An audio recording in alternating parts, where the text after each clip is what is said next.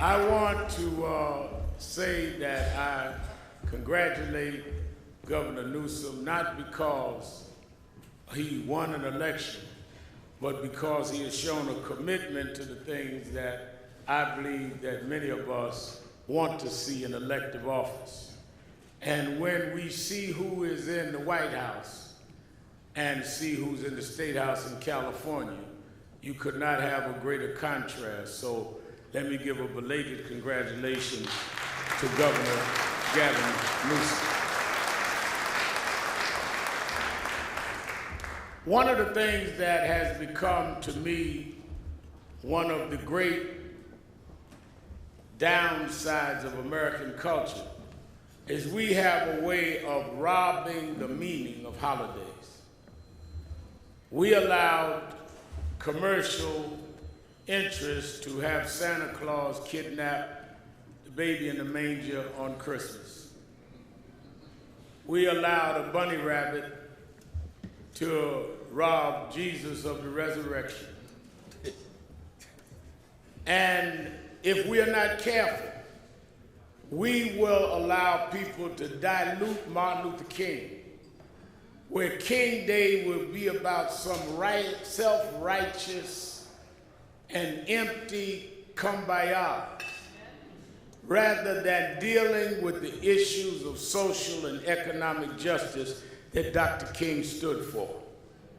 There will be people all over America on Monday that will be locking arms, singing "We Shall Overcome," not knowing Dr. King didn't sing "We Shall Overcome" in great Gothic cathedrals or in great legislative halls. He sung them in the back roads of Mississippi. He sung them facing terror in Alabama. He went to the point of action because he had a reason to sing, because he was fighting issues they had to overcome. So when you hear and see these people bathed in self-piety, singing "We Shall Overcome" on Monday, ask them, what are they trying to overcome? Sitting up in comfortable rooms, sitting up ignoring the continued bias based on race, based on gender, based on sexual orientation. You have nothing to overcome.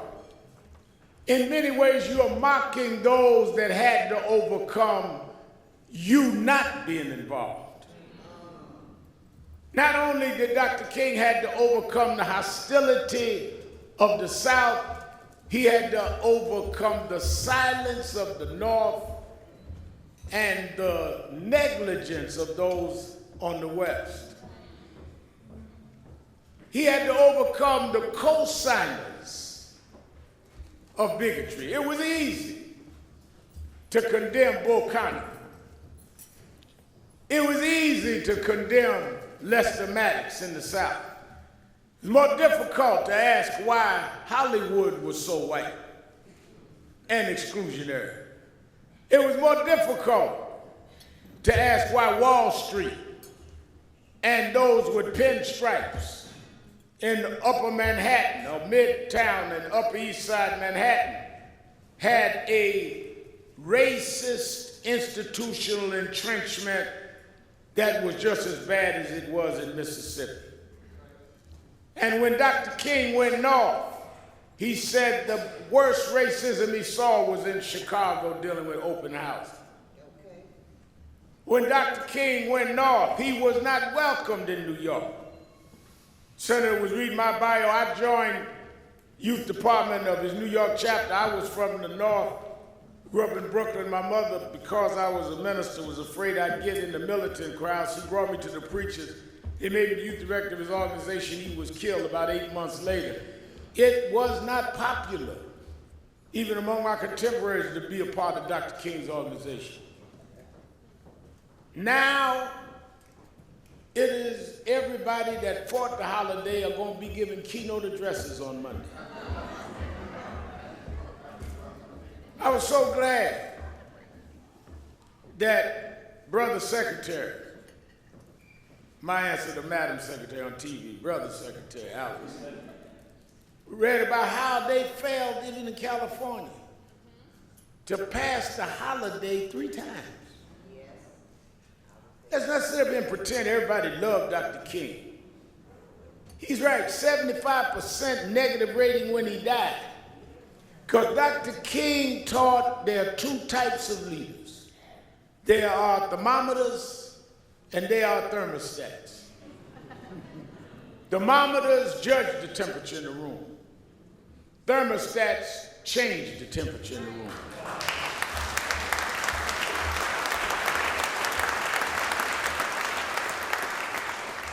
Some of you come in a room to judge the temperature, get everybody's pulse, and go along to get along. Some of us come in the room because we have a vision in mind and a purpose to fulfill.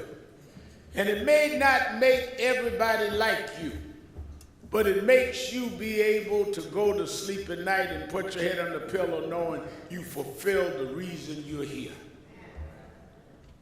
Bible says in Ecclesiastes that to everything there's a time and a purpose. You were not an accident.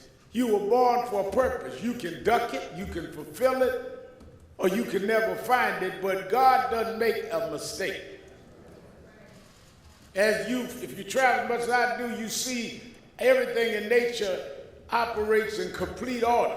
Sun never bumped into the moon. Planets never bumped into each other. So why do you think God got to you and made his first mistake? You are not a mistake. You're here for a reason. The question is, do you have the courage to stand up for that reason?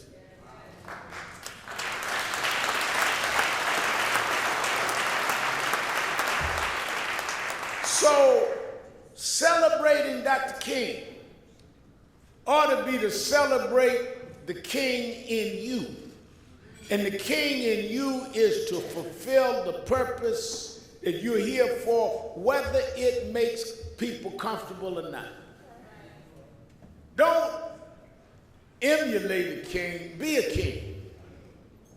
Being a king may mean you're going to have to deal with the 19% poverty that the governor talked about. Being a king means you're going to have to deal with the fact that in the state of California in 2019, we have people getting rashes for taking baths.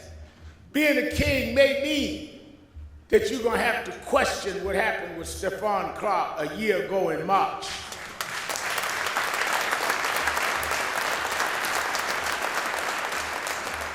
Being a king may mean you're going to have to stand up to the most polarized and bigoted presidency we've seen in our lifetime. From a pinstripe Manhattan resident, not one in overalls from Mississippi. Donald Trump is just the same kind of dressed up institutional bigotry that we've seen, and Dr. King fought. Oh, I know Donald Trump. I marched on him, I picketed him, and I met with him. And Trump knows that there's an element out here that will support that bigotry.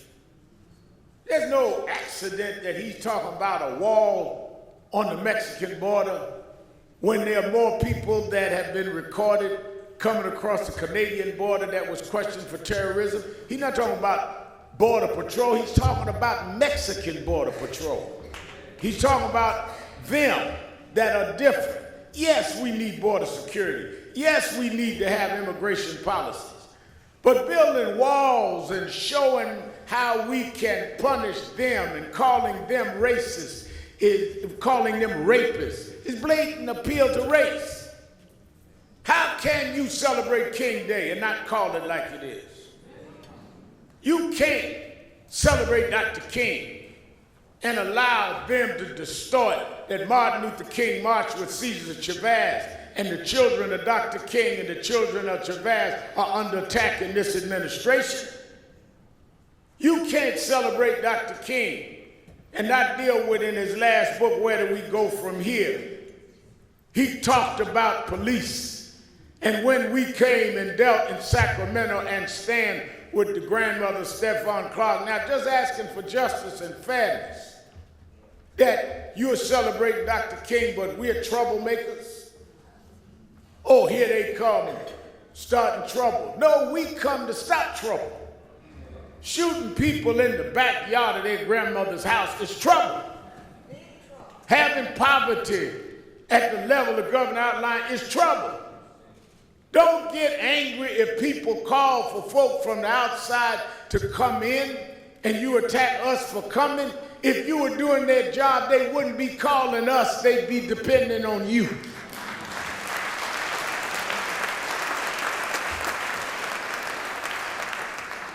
Reverend Porter, who heads our Sacramento National Action Network, and I were talking this morning.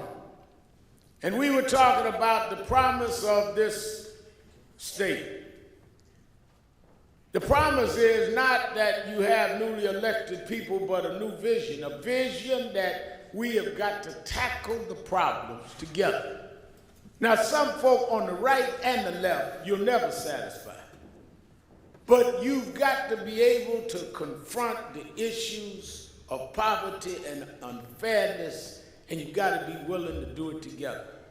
We cannot continue the way we're going because we are more polarized and divided than ever. And the people that benefit from that are the people on both extremes. This is not the first time this has happened. I've been reading David Blight's book on Frederick Douglass. When Lincoln decided to sign the Emancipation Proclamation, and he signed it because he was told that the only way we will win against the Confederates in these next battles is we need more manpower. You need to free the slaves and let them join the Union Army. And Lincoln signed the Emancipation Proclamation and freed the slaves only in Confederate states. They didn't free the slaves in the Union states.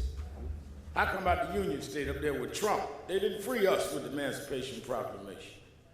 And when they freed the slaves and allowed them to arm, they won the battle. And January 1st, 1863 was the date that they were to be free. Watch night that we have in black churches. You ever notice why black churches have watch night different than other churches? Because we were not waiting on New Year's to get drunk. We were waiting on New Year's to see if Lincoln would keep his promise that we would be free on January 1st. Now I know these new prosperity preachers got y'all thinking New Year's